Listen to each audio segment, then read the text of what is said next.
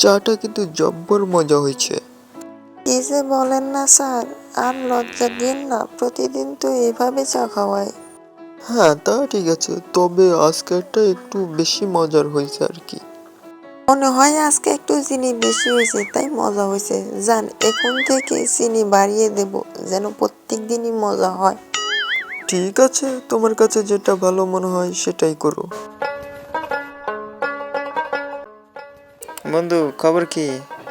ঈদ তো এসে গেল, বাড়িতে যেতে হবে না?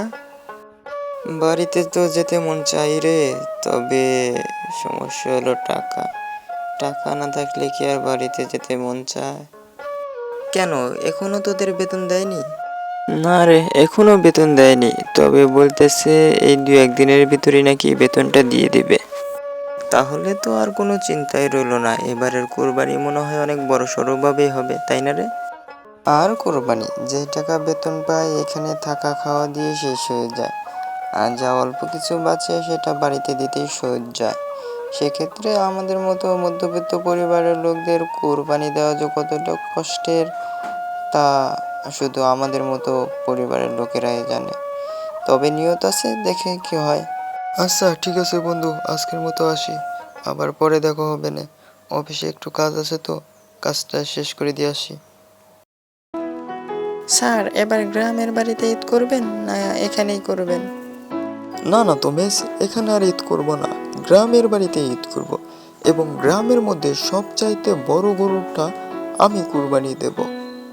সেটা তো জানি স্যার, আপনি ছাড়া ওই গ্রামের কারো কি ক্ষমতা আছে নাকি যে বড় গরু কোরবানি দেওয়ার?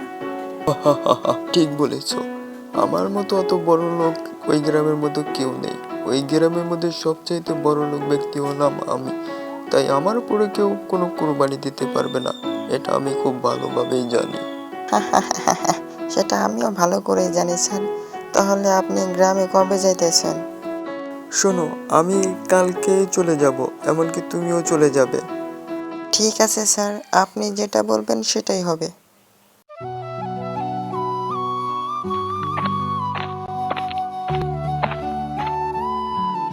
তুই এখানে এসে বসে আছিস, আর আমি কিনা তোরে সারা শহর খুঁজে বেড়াচ্ছি। কেন, কি হয়েছে যে তুই আমারে খুঁজতেছিস? কোনো সমস্যা হয়নি তো আবার? আমি এবার অনেক বড় ধরনের একটা বিপদে পড়েছি, তোর কাছ থেকে সাহায্য চাইবো, তুই কিন্তু না করতে পারবি না। আচ্ছা ঠিক আছে, আগে তুই বল দেখি কি সমস্যা, যদি পারি আমি সাহায্য করব, কোনো সমস্যা নেই। আমাকে কিছু টাকা ধার দিতে হবে। কেন, তোর তো এখন স্যালারি পাওয়ার কথা, স্যালারি পাসনি? যে টাকা স্যালারি পেয়েছি সেই টাকা দিয়ে মা বাবা ভাই বোন তাদের শপিং বাজার কাটি হইতেছে না, নিজেরটা না হয় বাদই দিলাম। তো এখন আমি কি করব কিছুই বুঝতে পারতেছি না, তাই তোর কাছে আসা, তুই কিছু টাকা ধার দে। আসলে বন্ধু, আমার কাছে এখন নাই, থাকলে আমি দিতাম, না করতাম না। ওই কিছুদিন আগে একটা কোরবানির গরু কিনছি, সেখানেই টাকা শেষ, আর যা আছে আমার লাগবে। বন্ধু, তুই আমাকে অল্প কিছু টাকা হলে ধার দে, আমাকে বাঁচা, আমি কথা দিতেছি তোকে সময় মতো টাকাটা দিয়ে দেব। আমার কাছে ওই পরিমাণ টাকা নাই যে তোকে ধার দেব, তুই অন্য কারো কাছ থেকে দেখ, আমাকে মাফ করে দে। অবশ্য তোর এখানে আসার আগে আমি আরও কয়েকজনের কাছে গেছিলাম, তারা সবাই তোর মতোই কথা বলেছে, কেউ দিতে পারবে না। থাক তাহলে, আবার দেখা হবে ঈদের পরে, আমি গ্রামে চলে যাচ্ছি। আচ্ছা ঠিক আছে বন্ধু, দেখে শুনে যাস, আর ঈদের কিন্তু দাওয়াত রইল। গ্রামে বাস প্রবেশ করতে না করতে কেমন যেন একটা ঈদের সুগন্ধি পাচ্ছি। যাই হোক, অনেকদিন পর আবার গ্রামে আসতেছি, সবাই এই ঈদে একত্রিত হব, তাই আনন্দে মনটা উথালা হয়ে আছে। কখন বাড়ি যাব?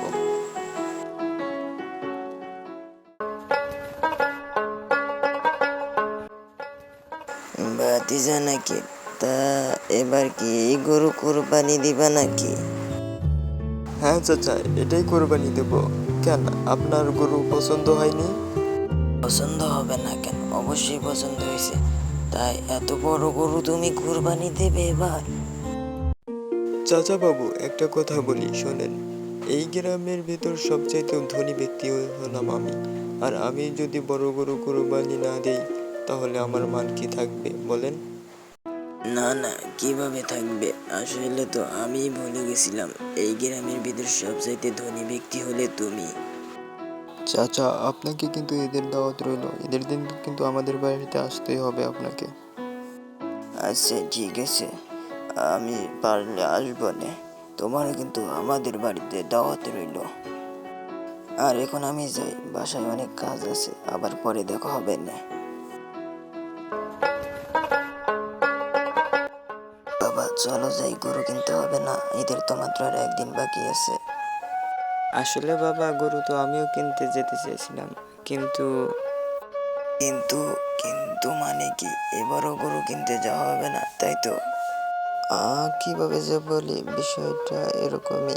আসলে আমার কাছে যে টাকা পয়সাগুলো ছিল সেগুলো সবই খরচা হয়ে গেছে, তাই কোরবানি দেওয়ার মতো আমার কাছে আর কোনো টাকা পয়সা নেই। ঠিক আছে বাবা, তুমি মন খারাপ করো না, আমরা এই বছর পারিনি তাই কি হয়েছে, আমরা পরের বছর ঠিকই দেব, ইনশাল্লাহ। ইনশাল্লাহ বাবা, তাই যেন হয়। আসলে আমাদের মতো মধ্যবিত্ত পরিবারের সন্তানদের কোরবানিটা হয়ে যায় এখানেই। যে টাকা ইনকাম করব সে টাকা দিয়ে পরিবারে মা বাবা ভাই বোন তারা যেন সুখে শান্তিতে ঈদটা কাটাতে পারে। আসলে তাদের পিছনে যে ব্যয়টা করতে হয় সেখানেই আমাদের কোরবানিটা হয়ে যায়।